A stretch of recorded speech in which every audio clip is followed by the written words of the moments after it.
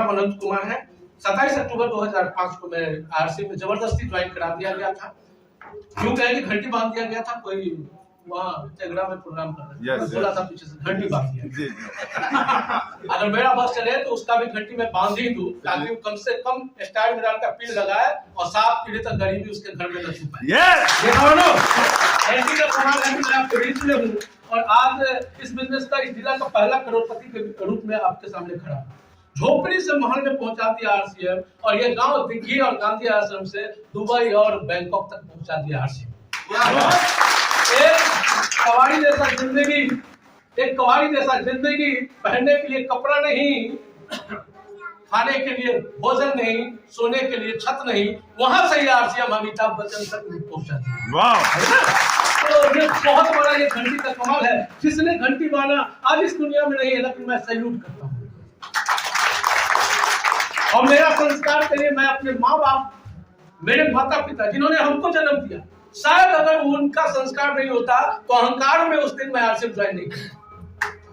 तो मेरे माता पिता संस्कारी थे, अहंकारी नहीं थे, और उन्होंने मेहनत करना सिखाया, किसी भी चीज को सीखना, समझना, तवज्जो देना सिखाया। इसी कारण से मैंने आरसीएम को तवज्जो दिया और आज यहाँ है। और मैं आप सबको बताना चाहता हूँ साथियों, ये बिजनेस जो पॉजिटिव लोग होंगे ना, इतिहास रचेंगे। यस और नो? यस। और निगेटिव लोग आपका इतिहास पढ़ेंगे। यस। चाहे अपनी के टीम में क्यों ने ज्वाइन करके छोड़ दिया हो, आप ही के टीम में ज्वाइन करके क्यों ना आरसीएम छोड़ दिया हो, 5 साल के बाद वही आदमी आपका इतिहास पढ़ेगा। यस। लेकिन औकात होना चाहिए हमेशा बी पॉजिटिव। जैसे बबलू सर के सामने कोई नेगेटिव बात करता है, जानते हैं सर, अगला कोई से बोला सर ये बात नहीं ना सुनाई हमको, हम जो बोल रहे हैं वो सुनाइए ना, सुनना ही नहीं चाहिए। अब कुछ लोग ऐसे क्या कहा, तुम और सुनाओ, और क्या क्या कहा, गए भैंस पानी में। बात समझ रहे ना? जहां निगेटिविटी है खत्म कर। एक चीज मैं आपसे पूछना चाहता हूँ, शुरुआत करते हैं छोटा छोटा उदाहरण से शुरू करते हैं। ये क्या दिख रहा है आप सबको, आपके सामने? बोलिए, तेज बोलिए भाई साहब। बिंदु। बिंदु। आप सबको बिंदु दिख रहा है, यही दुर्भाग्य है। पूरा बोर्ड व्हाइट नहीं दिखा आप सबको। हेलो। यस। पूरा बोर्ड नहीं दिखा आप सबको, एक धब्बा दिख गया। इसका मतलब है कि इस प्रोग्राम में भी जो कुछ खराबी होगी वही आप लेके जाने वाले हैं। हेलो। और आरसीएम में पिकअप सेंटर दूर है, वही लेकर के आप आरसीएम छोड़ने वाले हैं। एक शर्ट खरीदा था, वो 3 महीना में फट गया, उसी को देख करके आप आरसीएम छोड़ने वाले हैं। जिस दिन ये बोर्ड दिखेगा, बिंदु नहीं दिखेगा, उस दिन आप टेक्निकल अचीवमेंट।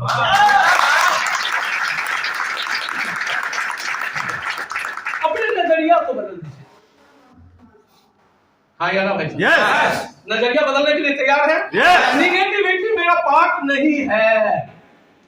हमारे टीम में चोर भी आएंगे, डाकू भी आएंगे, आईएएस भी आएंगे, आईपीएस भी आएंगे, भिखारी भी आएंगे, पुचका वाला भी आएगा, और स्मार्ट लोग भी आएंगे, पढ़े लिखे भी आएंगे, अनपढ़ भी आएंगे, बूढ़ा भी आएगा, युवा भी आएगा, महिला भी आएगी, युवती भी आएगी। सबके सब टेक्निकल अचीवर नहीं बनेगा।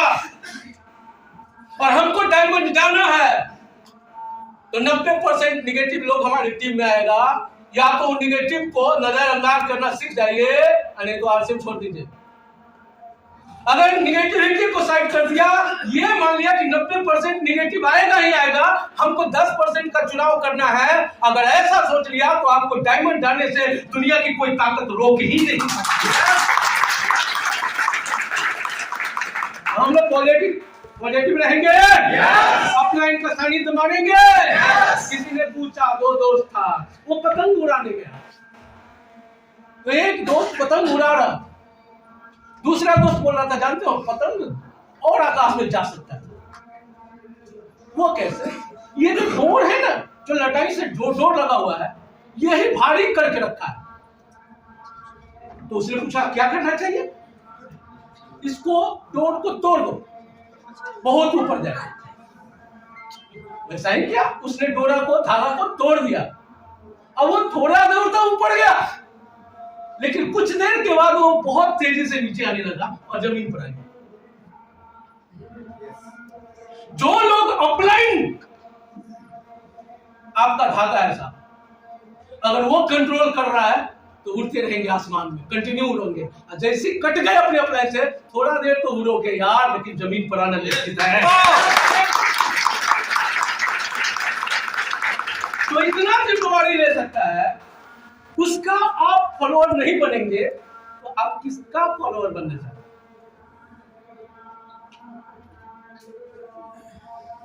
अपलाइन में कोई लेकिन किंतु परंतु नहीं।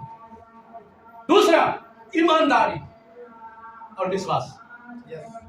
विश्वास खुद पर कि सुरेंद्र बस्ताव अगर 70 लाख रुपया महीना कमा रहे हैं, रवि ऑफिसर 82 लाख रुपया महीना कमा रहे हैं, अवधेश सिंह अगर 22 लाख महीना कमा रहे हैं, और सिस्टम वही है जो उनको मिला है, वही हमको मिला है। उन्होंने अपने कोड को, वही 6 डिजिट या 8 डिजिट का कोड होगा उनका भी और आपका भी है, उन्होंने उस कोड का वैल्यू अरबों में ले गया, और वही कोड अगर हमको मिला है, कूड़ा का भाव में कोई लेने के लिए तैयार नहीं। तो कोड का दोष नहीं है, सिस्टम का दोष नहीं है, दोष हमारा है। क्योंकि हम अपने क्वालिटी को डेवलप नहीं कर रहे। हाजी साहब, सही है?